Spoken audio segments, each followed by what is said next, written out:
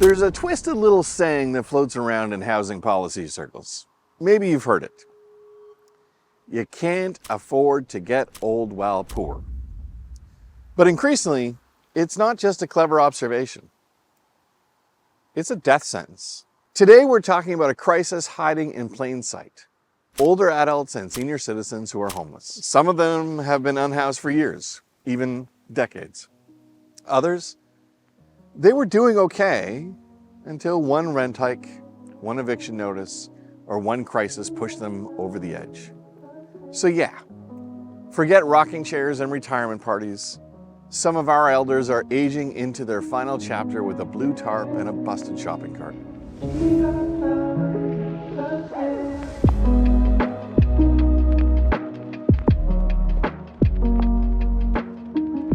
Let's start with the folks who've been on the streets or in shelters a long time.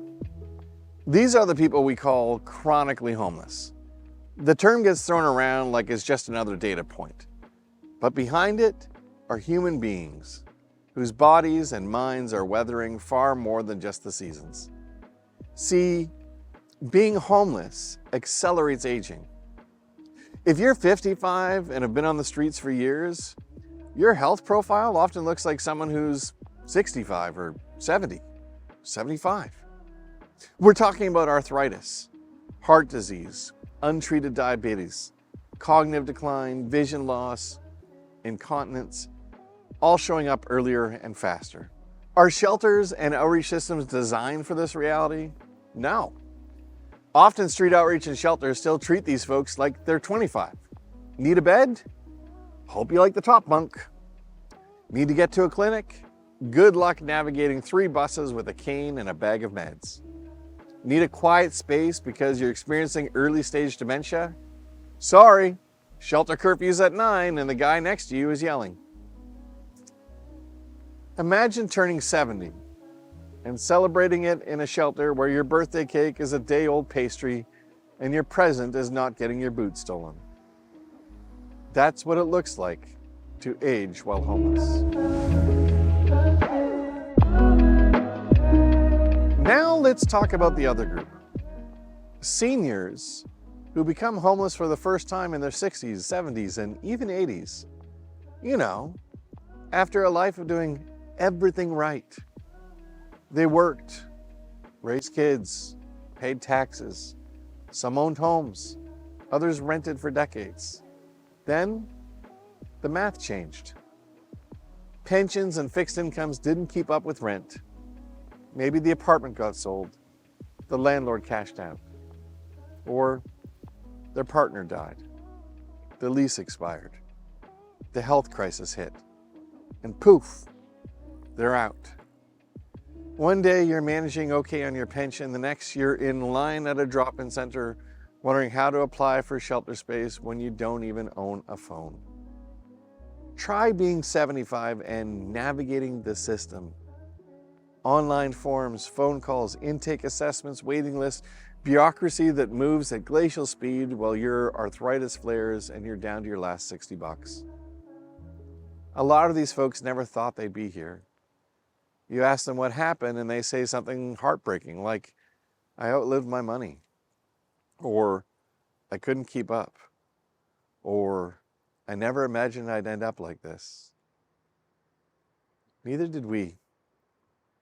But here we are. Here's the part that should worry us all. This isn't a fringe issue anymore. It's becoming the norm. Across Canada and the United States, homelessness amongst people aged 55 and older is increasing rapidly. In many cities, it's the fastest growing segment of the homeless population. And it isn't a blip. It's a wave, gray tsunami. Blame stagnant pensions, blame skyrocketing rents, blame austerity and decades of disinvestment in government-assisted housing. But whatever the cause, the effect is clear.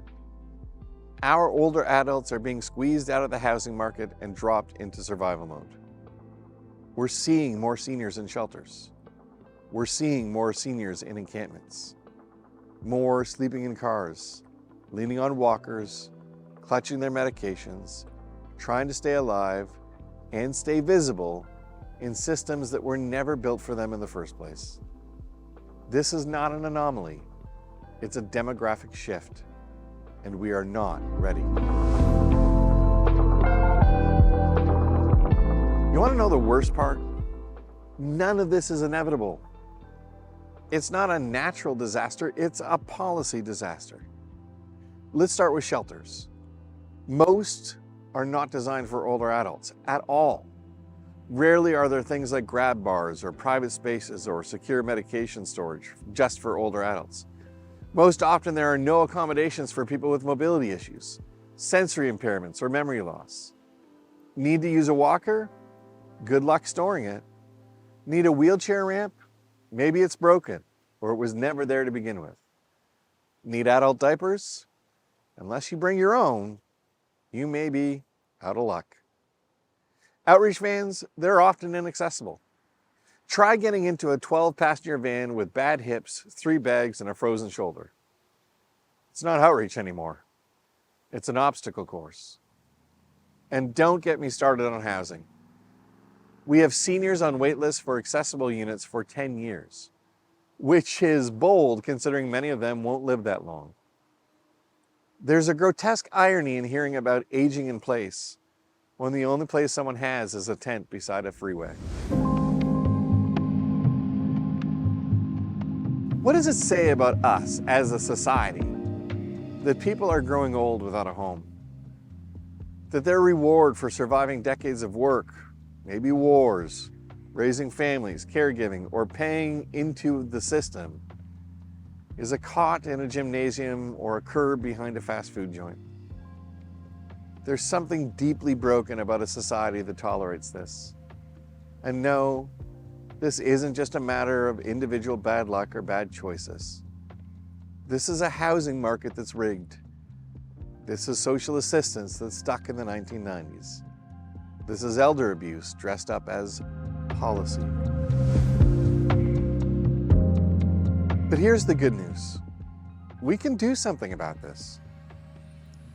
We can design shelters specifically for older adults, as some communities are now doing. Shelters with medical support, private rooms, accessible bathrooms, and staff trained in gerontology, not just security.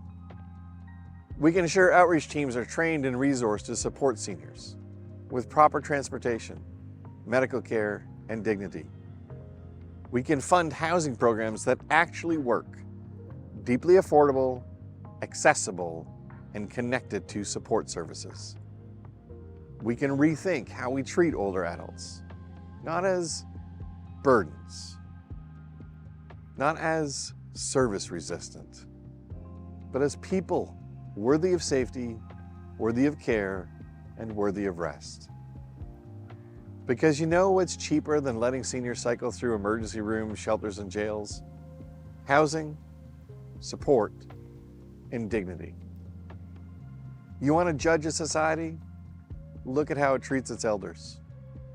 Right now, our scorecard, it's shameful, but it doesn't have to stay that way. Like, subscribe, share this video, and more importantly, talk about this.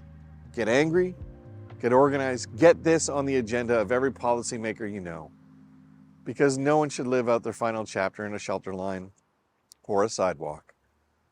And if you think growing old is hard, try doing it without a home. Thanks for watching.